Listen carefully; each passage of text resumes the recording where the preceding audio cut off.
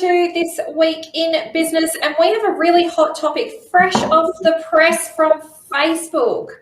This is potentially going to impact businesses, so if you are using Facebook as one of your key marketing tools, please watch this video.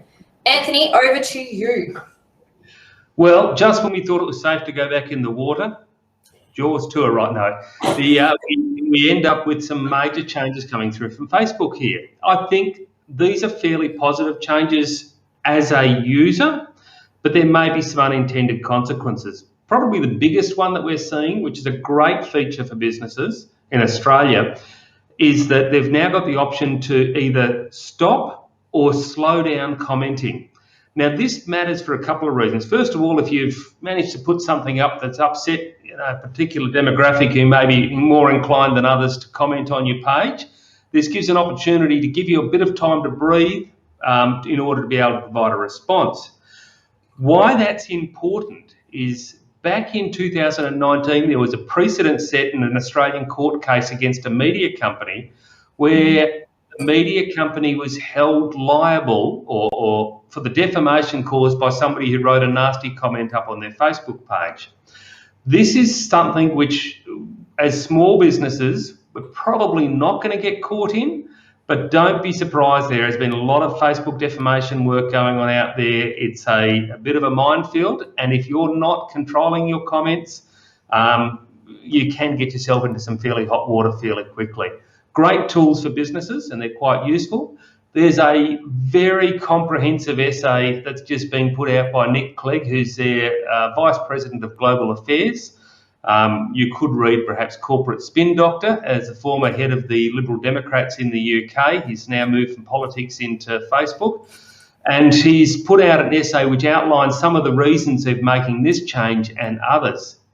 A little thing in the fine print which grabbed my attention, and, you know, maybe it's a typo, maybe it's a Freudian slip, but they've announced that pages which receive a disproportionate percentage of their traffic from Facebook will be demoted. Now, my reading of this, the intention is to stop, you know, maybe the QAnon conspiracy theorists out there from having a large volume of traffic arrive on their website via a Facebook group or, these kind of posts, which is public good, I guess. But first things first, this is a big factor that's an algorithmic form of censorship that we're seeing. And as we saw last month, Facebook aren't really great at being able to discern the differences between one thing and another. The fact that the Bureau of Meteorology might have had news on their website and that got pulled off along with the emergency services departments as being a news website when they drew the line on that would ring an alarm bell to me if I'm looking at my analytics and seeing sort of upwards of 90% of my traffic arriving from Facebook. What are your thoughts on this? So I just want to start talking about that slowing of comments. Now, I think the really positive that comes out of this, and the thing that people probably need to just keep in mind when it comes down to it, is that in Australia now we do have online cyberbullying laws. And part of this change does feed into that. It is to help reduce the amount of cyberbullying that does happen. So it is a really positive change to stop those keyboard warriors.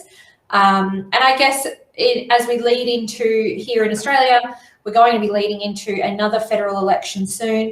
This will play a huge part in terms of the amount of times people can comment and have those political discussions on Facebook.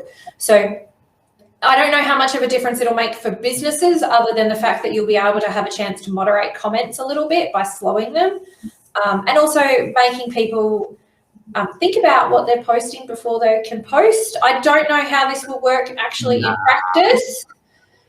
I don't know if it's going to, I haven't seen it used yet. Have you, Anthony? Have you seen anyone used it yet? I haven't. I've had a look at it. I've found the feature. I've turned it on a post that we had running, which was moderately popular, but just out of curiosity to see, what would happen. And it did slow the commentary down. Not that there was a huge volume. Certainly nothing like a newspaper. So I don't know what the user experience will be like that, and whether that may actually detract from the user actually engaging with a page. It's a possibility, but it's something just to play around with and be mindful for your business. But this downgrading your page and your posts as a result of traffic to your own website, I find this incredibly alarming. I'm quite scared for, you know, those small market holders, those businesses that have those Facebook shops where it does then lead on to a website from the shop to purchase an item. I'm scared for them. I don't know what this will do for you and how it will impact, because Facebook does not care whether you are small, whether you are big. They don't care. I had a client who is 100% a small fry, much smaller than the Bureau of Meteorology, much smaller than the emergency. You know, she has something like 4,000 followers on her Facebook page, and she was deemed as a news website, and all she was doing, a news Facebook page, and all she was doing was actually sharing blog posts. So Facebook doesn't care. So really look at your analytics about where your traffic is coming from to make sure that you're not sitting in that high percentage of traffic in there. Of course, there's no outline on that. It's another big day in the news too. I was looking on the the ATO's Facebook page, and apparently the new tax rate has gone to 0 this year, Kingsley. Woo! Oh, you're on mute again.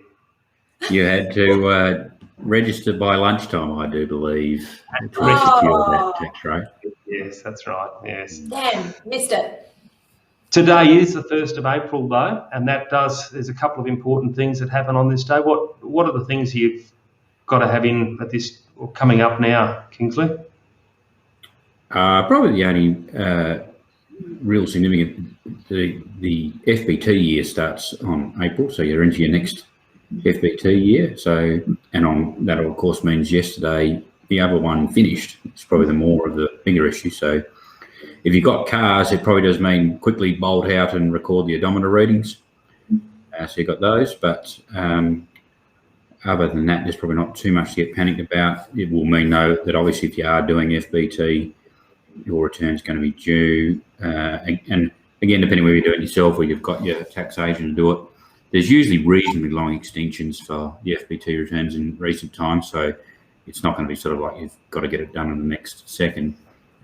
The ATO, though, what they have been coming out with is, I suppose, with the end of JobKeeper, is also, it seems to be they're throwing the switch back on for being tough and penalties again. So there seems to be a perception that, broadly speaking, you don't need help anymore. So I guess if you have someone that has taken advantage of either properly the deals that have done, or just the fact that they've just pulled their punches, and you haven't said anything and they haven't sort of said anything, well, you probably can expect some contact fairly soon. We've even seen new debts, in the sense of, like, if someone got their tax return done, for argument's sake, in the last couple of weeks, and even if it was quite small, and has overlooked paying it by whatever their due date was, the ATO is ringing us pretty much the next day, even though we've got other clients that might have a tax debt with another 0 on it.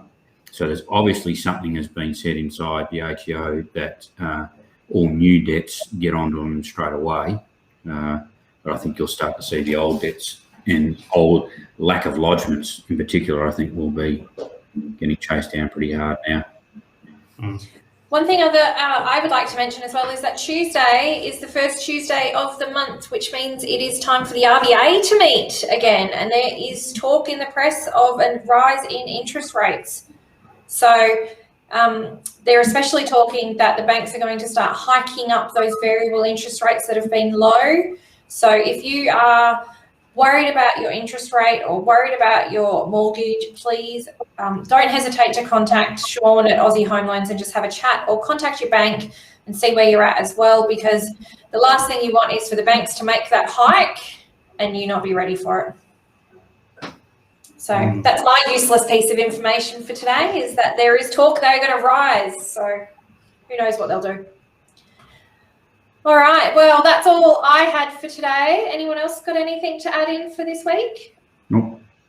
No, I'm done. Well, thank you guys, and we will see you again next week. Righto. See you next week. Thanks. Bye bye.